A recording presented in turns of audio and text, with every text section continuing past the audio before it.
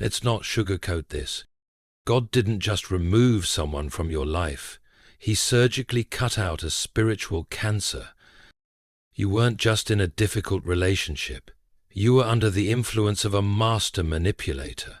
Someone who didn't just abuse your emotions, they tried to rewrite your identity. Someone who didn't just lie to you, they made you doubt the truth God put in your soul. And you stayed. You prayed. You hoped. You tried harder. You gave more. And nothing changed. In fact, the more you gave, the more they took. The more you forgave, the bolder their attacks became. Until one day, something snapped, and you may not even understand how it happened. Maybe they walked away without warning. Maybe the connection collapsed overnight. Or maybe something inside you, a whisper from the Holy Spirit, finally said, "Enough. This isn't love. This is war. And I'm not dying for someone who was never sent by God." Listen to me. That wasn't just your moment of realization. That was God's moment of intervention. He let it fall apart, because He's about to rebuild you from the ground up, without lies, without fear, without the spiritual poison of a narcissist's grip.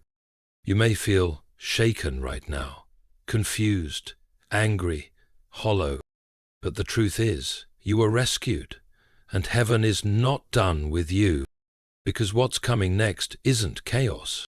It's clarity, it's calling, it's the beginning of God's plan for your life, the part that couldn't start until they were gone. God removed the narcissist to rebuild your life on truth, not illusion.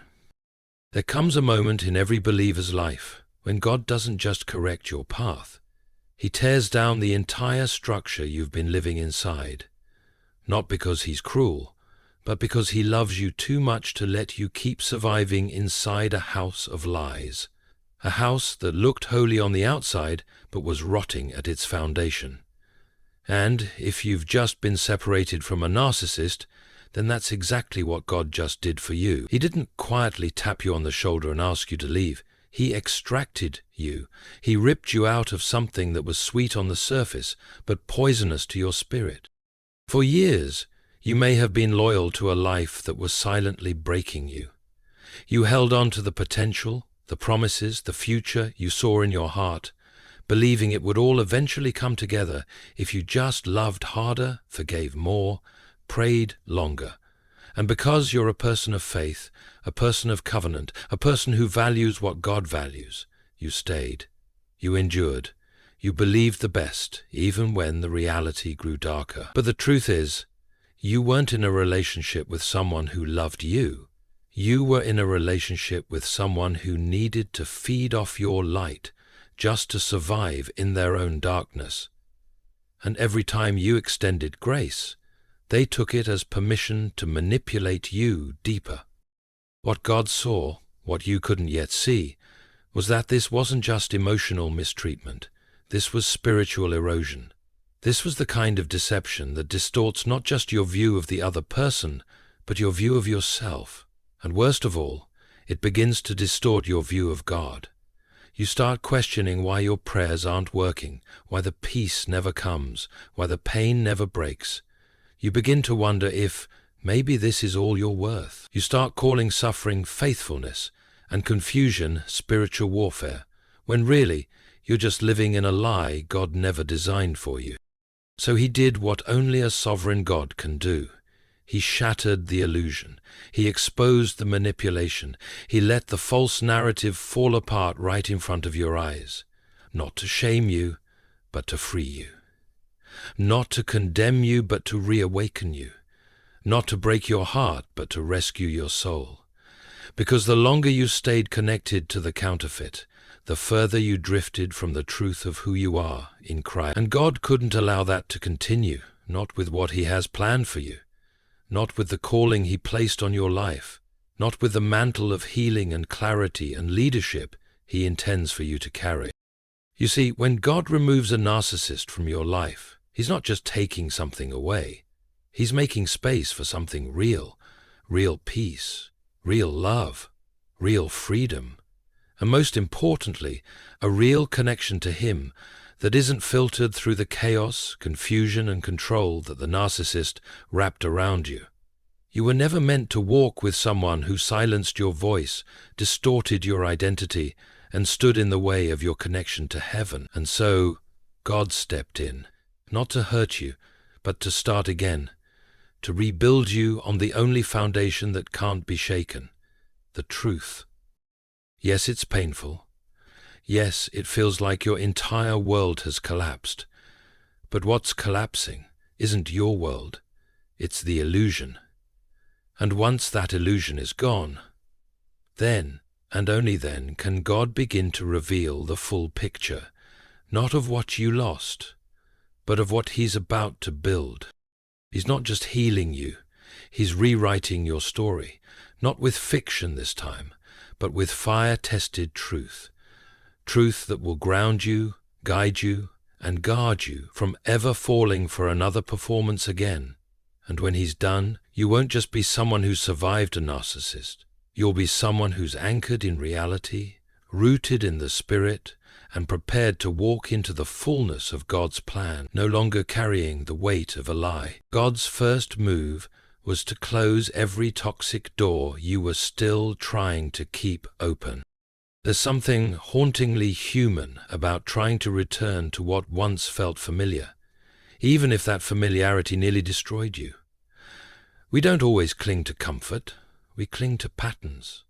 Patterns we hoped would change, cycles we hoped would finally break. And when you've poured your heart, your years, your faith into someone who turned out to be a narcissist, it can feel almost impossible to let go fully. Even after the storm has passed, your soul still reaches backward, wondering if maybe, somehow, there's something worth salvaging. But God knows better, and that's why, in His mercy, He didn't just let the narcissist walk away. He closed the door so tightly behind them that it cannot be reopened. You see, God knows what you are still too soft to admit. He knows that given the right moment of weakness, the right apology, the right "I've changed," you might have gone back. Not because you're naive, but because you're loyal. Not because you lack wisdom, but because you have compassion. And narcissists know how to manipulate exactly those qualities. They don't chase you because they love you. They chase you because they hate losing control. And in moments of vulnerability, you might have mistaken their pursuit as repentance. But God isn't confused. He doesn't mistake manipulation for reconciliation. That's why He didn't just allow a breakup. He enforced a separation. He cut the cord, silenced the calls, broke the emotional ties, and blocked the spiritual hooks that were still trying to drag you back into a nightmare you once called love. That wasn't love. It was spiritual entrapment. And now that door is shut by divine authority. You might still wrestle with the idea that it ended so abruptly. You might feel like there were words left unsaid, apologies never heard, closure never received. But let me say this clearly. God didn't wait for the closure to come from them. He became the closure Himself. He didn't let you drift into freedom. He yanked you out of bondage. And sometimes the most merciful thing God can do is to break the connection so completely that you have no choice but to move forward. It may feel cruel. It may feel abrupt, but you didn't need another conversation. You needed an intervention. And now that God has shut the door, you don't need to peek through the cracks anymore. Because what He closed off wasn't just toxic, it was fatal to your spirit. Every time you entertained going back, even in your thoughts, you opened yourself up to the same confusion, the same control, the same soul-deep exhaustion that nearly drained your purpose dry. God isn't asking you to manage closure. He's commanding you to trust His finality. Let that door stay shut. Let the silence speak. Let the distance remain holy. Because when heaven closes a door, it's not rejection, it's protection. Not punishment, it's preparation. And the longer you stare at the door, the more you delay what's waiting on the other side. Peace, clarity, and the next chapter of God's purpose for your life. So here's the call. Stop trying to get back what God rescued you from. Stop romanticizing what nearly killed you. And stop believing that healing requires answers from the one who hurt you. Healing comes when you surrender to the one who saved you. If you know God shut that door for good, and you're ready to walk forward with Him, comment, "I'm done reaching back." Let the heavens record it. Let hell fear it. Let your heart believe it. God's second plan, to give you true discernment between real and counterfeit people. One of the most devastating effects of narcissistic abuse is not just the pain of betrayal.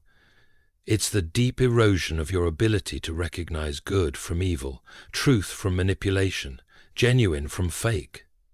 The narcissist didn't just wound your emotions, they distorted your spiritual compass. You began the relationship with clear instincts, you had boundaries, you had a sense of self, you could feel when something wasn't right, but over time, through 1,000 subtle interactions, that clarity was clouded. They didn't break you with fists or fury.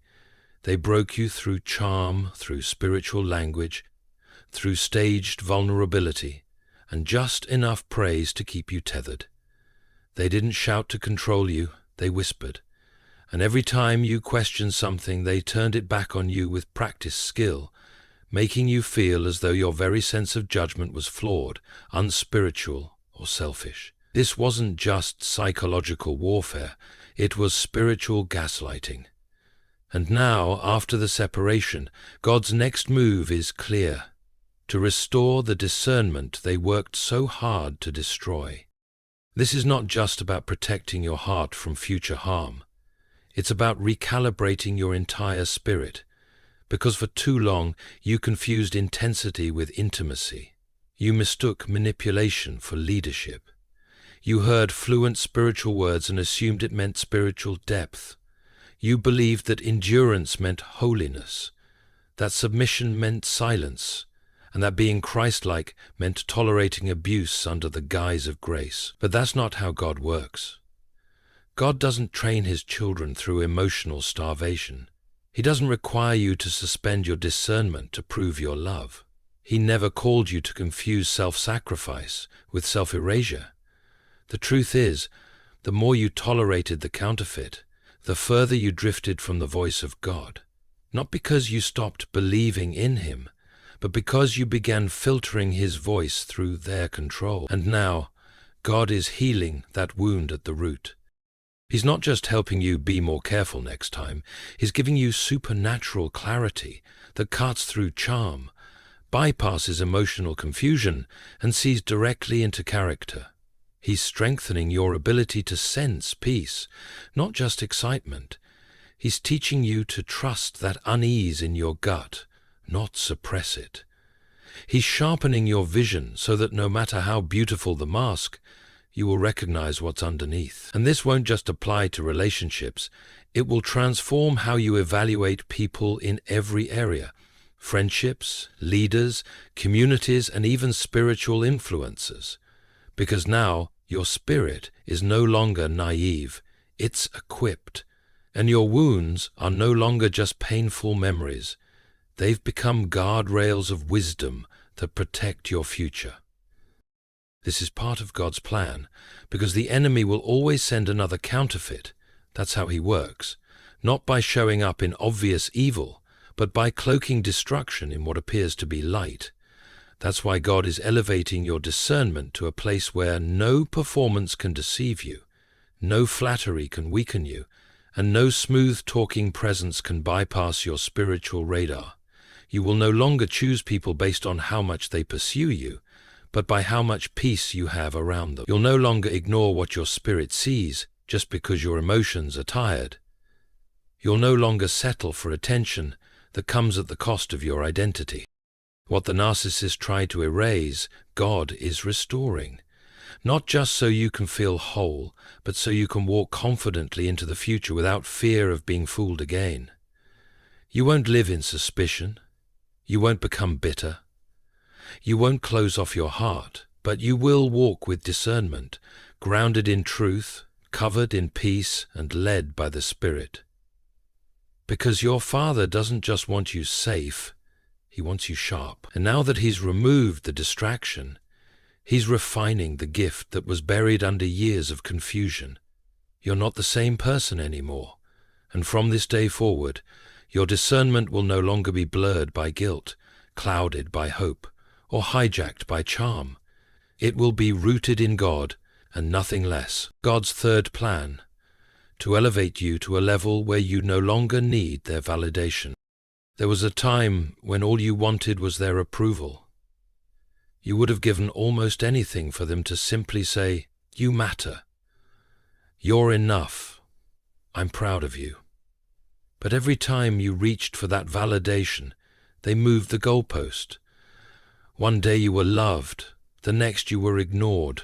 One moment you were their everything, the next you were treated like an inconvenience. They trained you to live for moments of affection, moments that came only when you'd bent far enough, quieted yourself deep enough, and tolerated their chaos long enough. And still, deep down, you hoped that if you just held on, they'd eventually see your worth. But they didn't. And not because you weren't worthy, but because they were never looking for your worth. They were looking for control. And as long as you kept hoping for validation from someone who refused to value you, they held the power, not just over your choices, but over your identity. That's what made the cycle so exhausting. You weren't just longing for attention, you were starving for confirmation that you were lovable, seen, and real. Now God has removed that person, and the silence is deafening. You find yourself wondering if they ever really cared. You ask yourself if it was all fake, and more painfully you wonder why it hurts so much, even though you know you were mistreated.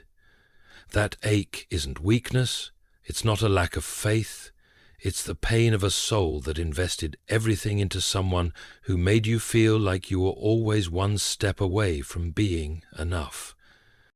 But here's the truth that God is revealing in this season. You were never meant to need their validation, because you were already validated by heaven. Long before they entered your life, long before you tried to prove your worth, God had already written His approval over you. He called you chosen. He called you beloved. He called you redeemed. But their voice was so loud, their demands so constant, their opinions so consuming, that you started to forget the still, unwavering truth of how God sees you. And now, this is God's plan. To elevate you into an identity that no longer feeds off unstable approval. He's positioning you in a place where you no longer base your value on who texts back, who praises you, who notices your growth, or who applauds your healing. That season is over. Now you walk in the power of being seen by the one who formed you. You see, when God elevates, He doesn't just lift your status. He expands your capacity to exist without performance. He teaches you how to be still and know that you are loved even in silence. He shows you that being misunderstood is not the end, it's often the beginning of becoming unshakable. And the higher He takes you, the less you'll crave validation from the people who mishandled your heart. Because once you start tasting the stability of God's presence, the approval of broken people simply loses its flavor. You no longer need their acknowledgement to believe your story mattered. You no longer need their kindness to validate your growth. You no longer need their version of events to feel whole. Why?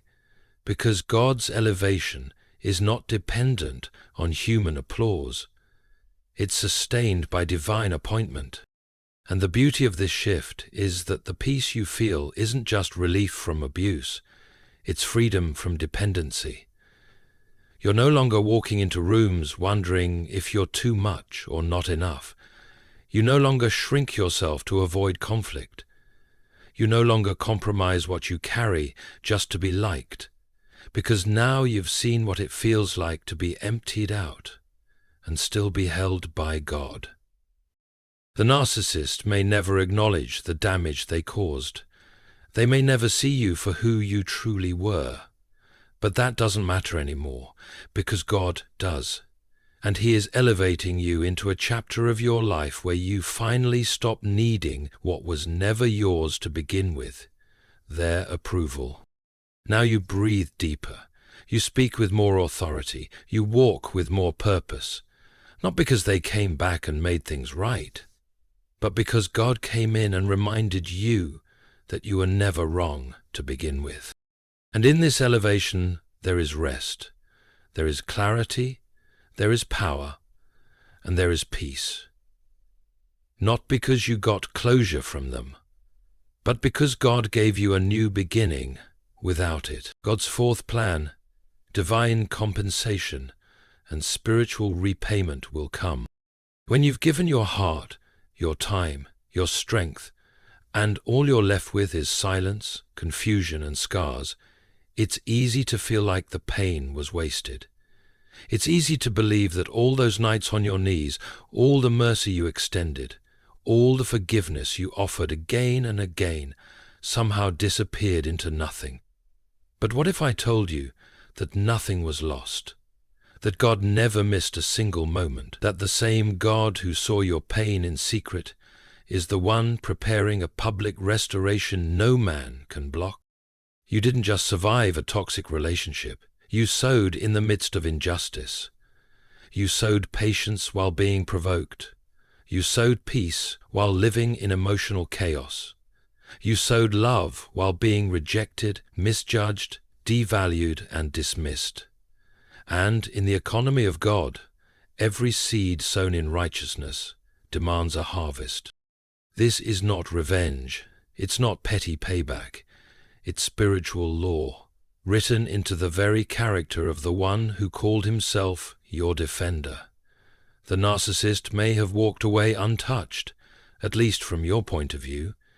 They may have smeared your name, rewritten history, and paraded a false narrative, but none of it escaped the sight of heaven, and God will not allow you to walk away empty-handed. You may have left the relationship with shattered confidence and a soul full of grief, but you didn't leave alone.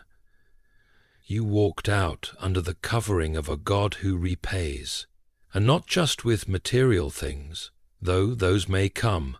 No, this is about the invisible treasures: time, dignity, strength, purpose, trust, and joy. Let's talk about the time. You feel like you lost years, and maybe you did. Years you can't get back. Birthdays, opportunities, mental clarity. But in Joel 2:25, God says, "I will restore to you the years that the locusts have eaten." That's not a metaphor. That's a promise. God doesn't rewind time.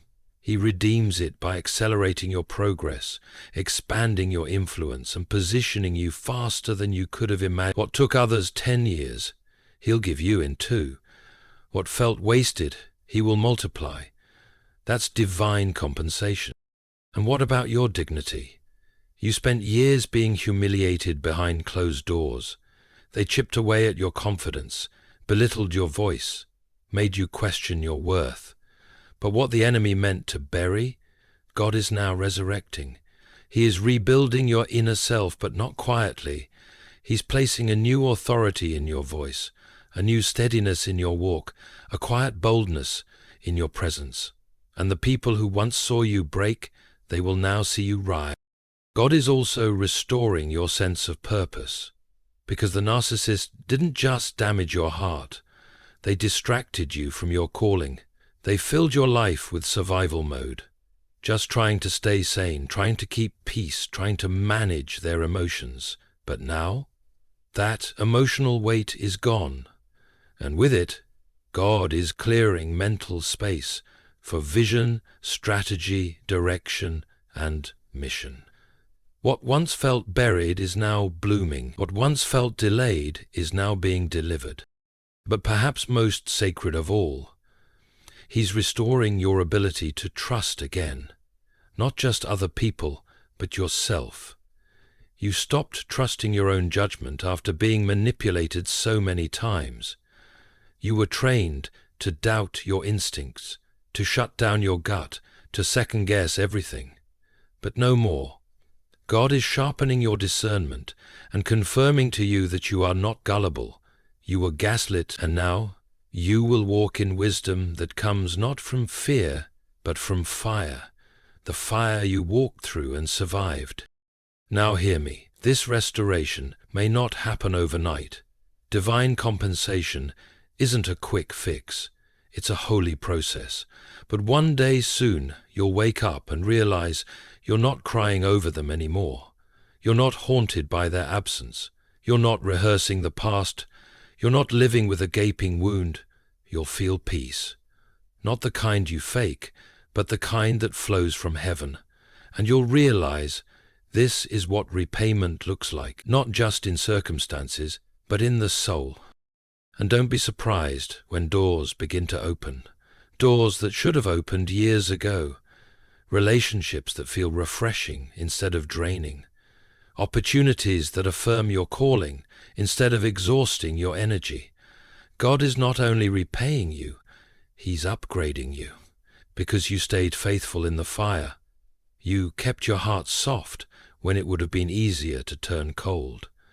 You let Him fight for you instead of fighting for revenge. And now He is answering that faith with fulfillment. Let the narcissist say what they want. Let the past distort itself. Your future is sealed by God. And His plan includes justice. His plan includes restoration. His plan includes compensation you never saw coming, but heaven always had scheduled. So hold your head high. Your Father is not unjust. He saw everything. He's repaying everything. And the life you're walking into, it's more than healing. It's harvest. God's final plan. To use what caused you pain as the foundation for your calling. It didn't make sense at first. You asked God to save the relationship. Instead, He removed it. You prayed for healing. Instead, it felt like your world was falling apart. You wanted peace, and instead you were pushed into war. But what if I told you that was the point? What if the very thing that tried to destroy you was the exact fire God used to reveal your calling? See, you thought this was about love and heartbreak, about betrayal and recovery, but it was deeper. This was spiritual excavation. God wasn't just pulling you out of a bad relationship.